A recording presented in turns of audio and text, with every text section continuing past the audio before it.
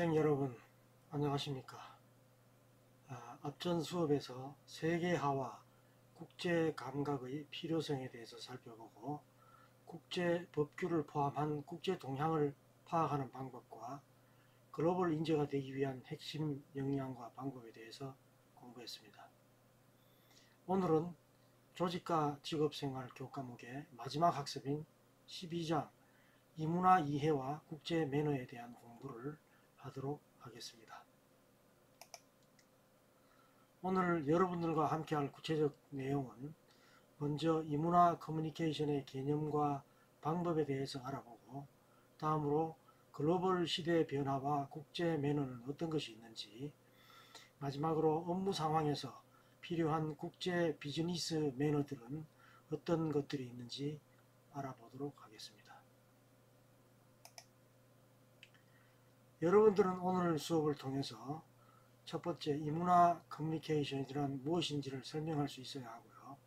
두 번째로, 글로벌 시대 변화에 따른 국제 매너의 필요성을 알고, 세 번째, 상황에 맞는 국제 매너를 적용할 수 있어야 하겠습니다. 여러분들 교재 227쪽에 있는 미리 보기를 같이 보시기 바랍니다. 미리 보기에서는요, 우리나라에 살고 있는 외국인의 숫자가 증가하고 있는 추이를 보여주고 있는데요. 다 같이 미리 보기 내용을 보도록 하겠습니다. 우리나라에 사는 외국인 주민 수가 176만 명을 돌파한 것으로 나타났다. 이는 총 인구 5,126만 9,554명에 대비해서 3.4% 수준으로 2006년 53만 6,627명에 비해서 3배 넘게 늘어난 것이다.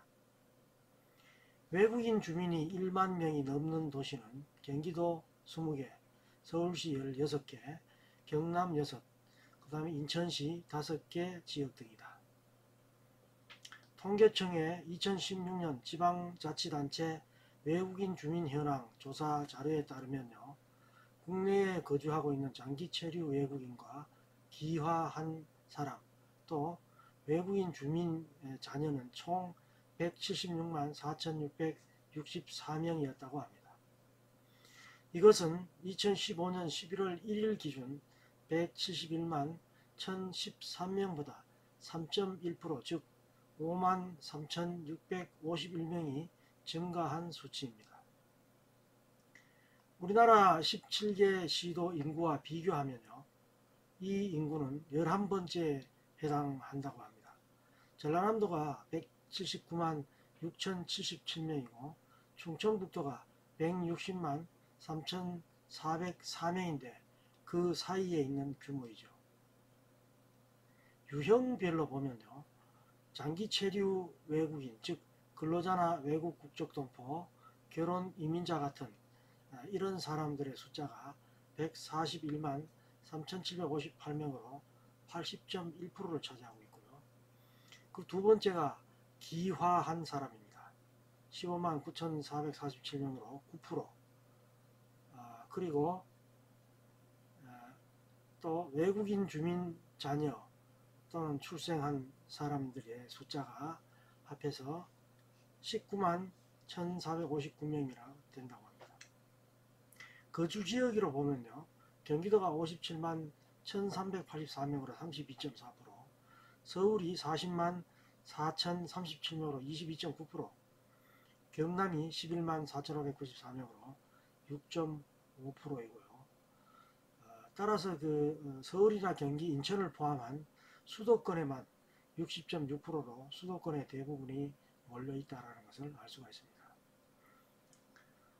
이 자료를 보면요, 시군구별로 볼 때도 경기도 안산시가 7만 9,752명으로 가장 많고, 다음으로 영등포구 5만 5,427명, 수원이 5만 4,284명, 화성이 4만 약 8천여 명, 인 것으로 보면, 그죠? 주로 이제 서울에 가까운 지역에 공간이 많은 그런 시에 외국인 주민이 많다는 것을 알 수가 있습니다. 미리 보기에서 알 수 있듯이 우리나라에 살고 있는 외국인의 수가 빠른 증가세를 보이고 있으며, 이러한 단적인 예만 보더라도 지금이 바로 글로벌 지구촌 시대가 도래했다라는 것을 알 수가 있습니다. 12장에서는요.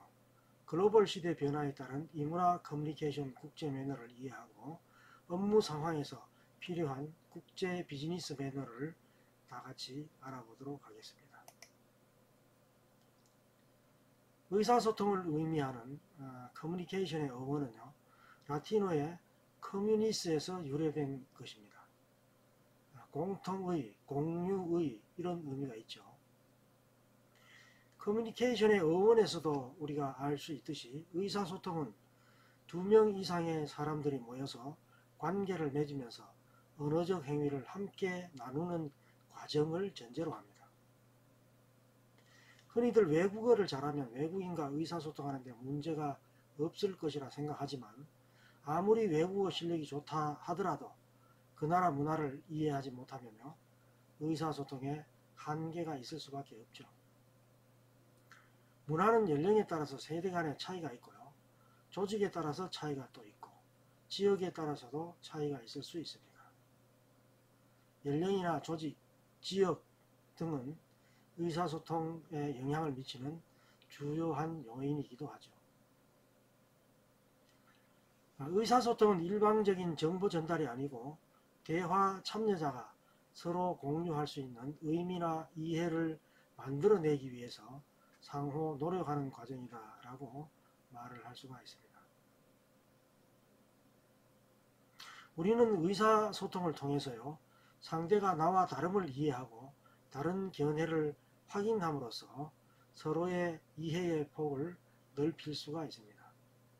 이런 과정에서 의사소통의 내용도 중요하지만 의사소통에 참여하는 사람이 가진 문화적 배경에 따라서 표현과 의미가 달라질 수 있다라고 볼 수가 있겠습니다.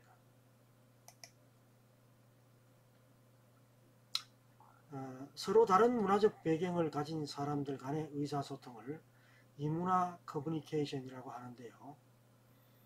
이 이문화 커뮤니케이션은 언어적 표현과 비언어적 표현의 이해라는 일반적인 의사소통의 의미와 함께 문화 간에 상호 교류하는 의사소통이라는 의미가 포함되어 있는 것입니다.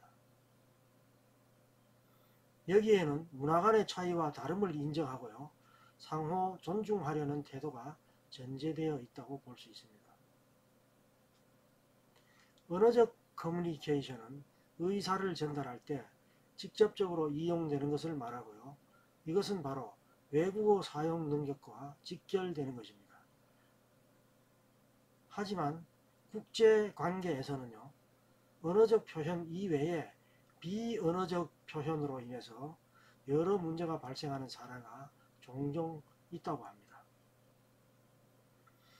아무리 외국어를 유창하게 사용한다 하더라도 그 나라의 문화를 잘 모르면 그 언어에 내포된 의미를 잘 해석할 수 없기 때문이겠죠. 예전에는 이문화 커뮤니케이션은 다른 나라 사람들과의 사이에서 이루어진다라고 생각했지만, 미리 보기에서 본 것과 같이 오늘날 한 국가 안에서도 다양한 인종이나 민족, 국적을 가진 사람들이 공존하면서 함께 살기 위해서 이문화 커뮤니케이션의 중요성은 더욱 강조되고 있다라고 볼 수 있습니다.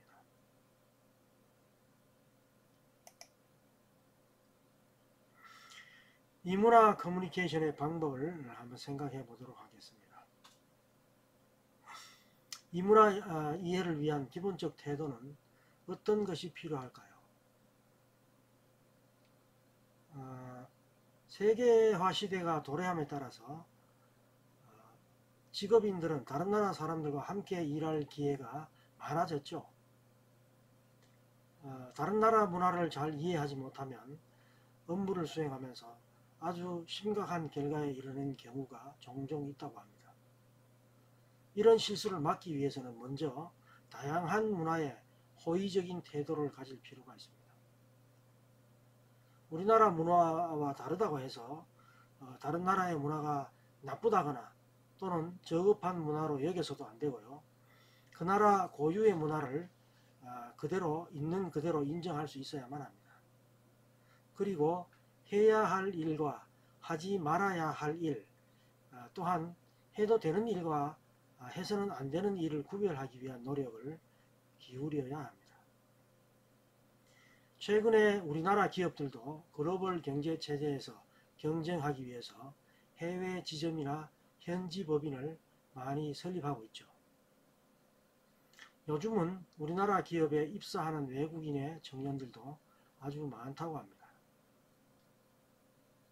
부서의 특성상 외국인이나 교포 출신들과 함께 근무하는 경우도 아주 흔하죠. 요즘 뭐 TV만 보더라도 그렇지 않습니까? 그렇기 때문에요. 여러분들은 대학 시절부터 다양한 그런 문화를 경험하고 시야를 넓히는 것이 아주 필요하다고 생각이 됩니다. 이문화학습과 체험을 위해서 여러분들은 대학생 시기에 그 장표에 나와 있는 것 같은 이런 제도들을 잘 이용할 필요가 있는데요. 그 대표적인 제도들을 보면 이렇습니다. 첫 번째가 외국인 유학생 지원 활동, 다음 두 번째가 교환 학생으로 활동하는 겁니다. 다음으로 해외 대학의 복수 학위제를 이용한다든지 해외 봉사나 인턴십을 한다든지 또는 워킹 홀리데이 이런 것들을 이용할 수가 있겠죠.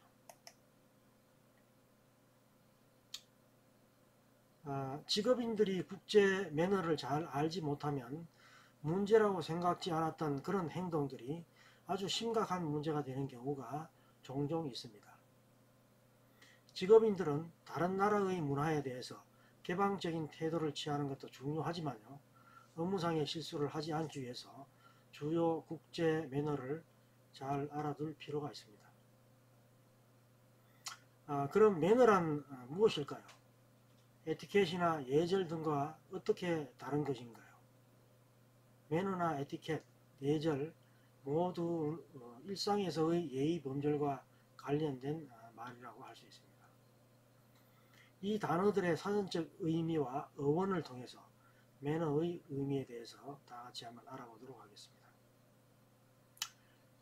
매너는요, 라틴어의 손을 의미하는 마누스와 방법을 의미하는 아리우스의 합성어입니다. 매너의 사전적 의미를 살펴보면요, 행동하는 방식이나 자세 또는 일상생활에서의 예의와 절차 이렇게 설명할 수 있습니다. 에티켓은 나무 말뚝에 붙인 표지, 즉 표차를 의미하는데요. 이 에티켓이라는 말이 어떻게 생겼는지를 보면 이렇습니다.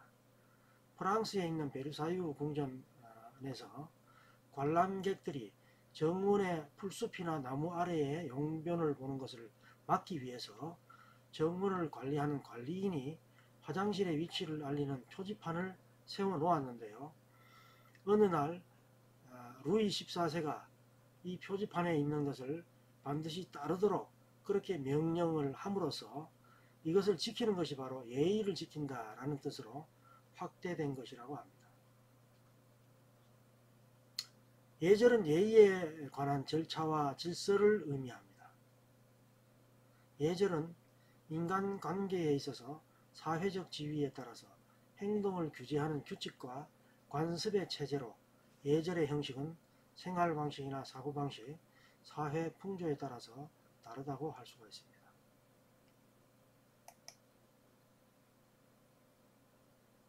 국제사회에서 직업인은 일을 하는 가운데 외국인과 적절한 커뮤니케이션을 하기 위해서 노력을 해야죠. 외국인들은 보통 여행객들의 실수는 그냥 넘어가기도 하지만요.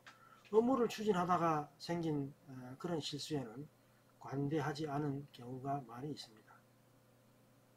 조직을 대표해서 파견된 사람들은 직업인들의 실수는 자칫하면 조직 전체의 모습으로 비춰질 수 있기 때문에 이런 실수의 결과는 바로 업무 성과에 큰 영향을 미친다라고 볼 수 있습니다. 따라서 직업인들은 자국 문화 중심적으로 행동하지 말고요. 다른 나라 문화를 잘 이해하고 그 나라의 관습을 존중해 줄 필요가 있습니다. 하지만 문화권마다 다른 관습과 행동 양식을 가지고 있어서 공통된 기준으로 이해하기는 어렵다고 볼 수 있습니다. 비즈니스에서 글로벌 경쟁력을 갖추기 위해서 알아야 할 몇 가지 국제 매너를 한번 알아보도록 하겠습니다. 첫 번째는 항공기 탑승 매너입니다. 항공기를 탑승했을 때 항공편과 출발 시간을 방송하면 항공사 직원의 안내를 따라서 표를 제시하고 탑승을 해야 합니다. 1등석이나 비즈니스석, 노약자, 어린이 등이 먼저 탑승하고 이코노미석이 탑승을 해야만 하죠. 승무원에게 표를 제시하고 안내를 받아야 합니다. 좌석에 문제가 있을 때는 승무원에게 도움을 청하면 됩니다. 기내에 들어갔을 때 매너는요, 무거운 짐은 좌석 밑에 넣거나 승무원에게 보관을 부탁합니다. 이륙과 착륙을 할 때 안전벨트를 반드시 착용하고 승무원의 지시에 따라야 됩니다. 기내 화장실은 남녀 공용이기 때문에 이착륙할 때는 사용을 할 수는 없죠. 또 화장실에서는 절대 금연입니다. 만약에 흡연을 하게 되면 벌금과 함께 처벌을 받게 되어 있습니다.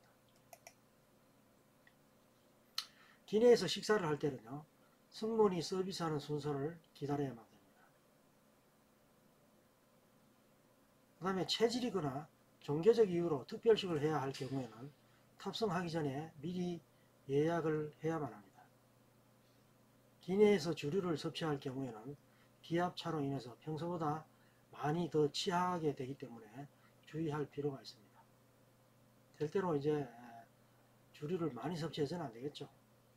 그리고 식사를 할 때는 의자 등받이를 반드시 세워서 뒷사람의 식사가 불편하지 않도록 해야만 합니다. 기타 그 이외에 기내에서 하면 안 되는 행동들은 다음과 같습니다. 우선 기내에서 양말을 벗거나 양말만 신은 채 돌아다니서는 안 됩니다. 앞 좌석이나 테이블에 발을 걸치시는 안 되고요. 일행과 큰 소리로 떠들지 않고 빈 좌석이 있다고 자리를 마음대로 옮겨서도